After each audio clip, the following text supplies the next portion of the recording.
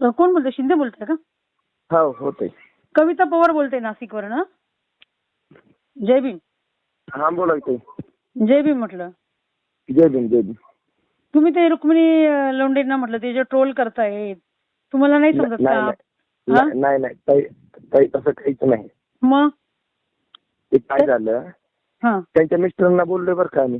काय बोलले? असं काही झालेलं पण नाही. अहो पण तुम्हाला काहीतरी ऐका ना, तुम्हाला पण समजायला पाहिजे का RSS चे हरामखोर लोक दोन समाजामध्ये तेढ निर्माण करून देत आहेत आणि तुम्ही आपल्याच आई बहिणीवर चिक्कल उडवतायत. आज त्या बाईला डॉक्टर बाबासाहेब आंबेडकर समजले म्हणून ती सांगते ना. हा बरोबर. तुम्ही तिला गलिच्छ भाषेमध्ये बोलताय, शिवीगाळ करताय, लाज वाटत नाही का तुम्हाला?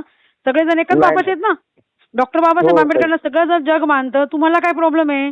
आणि मला एक गोष्ट सांगा दादा, महार मातंग, महार आणि मांग हे कधीपासून वेगळे झाले हो? कधीपासून वेगळे झाले? हे आता या आरक्षणाचं जे कालवा जे उठला दुफळी निर्माण झाली आपलं. बरोबर ना. याच्या अगोदर होतं का असं? नाही ना, नाही ना, कधीच नाही. नाही ना. मग हा गमिनी कावा तुमच्या लक्षात येत नाही का वरच्यांचा? हॅलो. हा बोला ते. म्हणलं हा गमिनी कावा तुमच्या लक्षात येत नाही का? बरोबर ध्यानात येते पैसे. मग कसं ना तुम्ही माता भगिनीला शिव्या देता? रुक्मिणी लोंढे जरी ऐका ना, मातंग समाजामध्ये जरी तिने जन्म घेतला तर त्या बाईला डॉक्टर बाबासाहेब आंबेडकर कळालेत.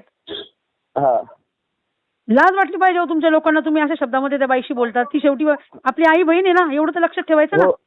हो बरोबर आहे ताई. आम्ही त्यांना खरंच काय बोललो नाही. त्यांना जर तसं जर काय असेल तर पुरावा द्या म्हणून. ऐका ना दादा, त्या बोलल्या नाही म्हणून त्यांनी तुमचा नंबर रील्स वर टाकलेला आहे का? त्यांनी स्वतः रील टाकलेली, त्याच्यामध्ये तुमचे नंबर मेन्शन केलेले आहेत. हो हो बरोबर की नाही?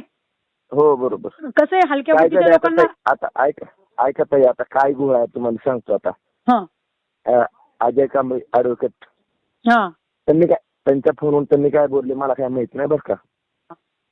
मग त्यांचा कॉल न उचलल्याच्या नंतर मी त्यांच्या सोबतच होतो. बर. अजय कांबळेला मी फोन करते कधीशी, त्यांचा फोन वेटिंगला लागतोय. हा काय परेशान झालो मी सुद्धा, बोलून परेशान झालो. नाही काय होतं ऐका ना दादा, हे बघा मांग आणि मार एकच आहे तुमच्या लोकांच्या डोक्यात. ऐका ना, हे तुमच्या लोकांच्या डोक्यात भुसा भरलेले का? त्यांना बाबासाहेब कळत नाही का? त्यांना अक्कल पाहिजे का? वरच्या RSS चे लोक आपल्यामध्ये गटतट करून भांडणं लावून देत आहेत आणि ते वरती फायदा घेत आहेत. मग आपण कशाला एकमेकांमध्ये भांडणं करायचं? जे आहे ते व्यवस्थित चाललंय ना. बाबासाहेबांनी जे करून ठेवले ते कमी केले का आपल्यासाठी? नाही. हे बघा दादा, तुम्ही आता एक व्हिडिओ टाकून द्या आणि एक कसं आहे, तुम्हाला खूप लोक फोन करतील. त्यांनी डायरेक्ट तुमचे नंबर मेन्शन केलेत.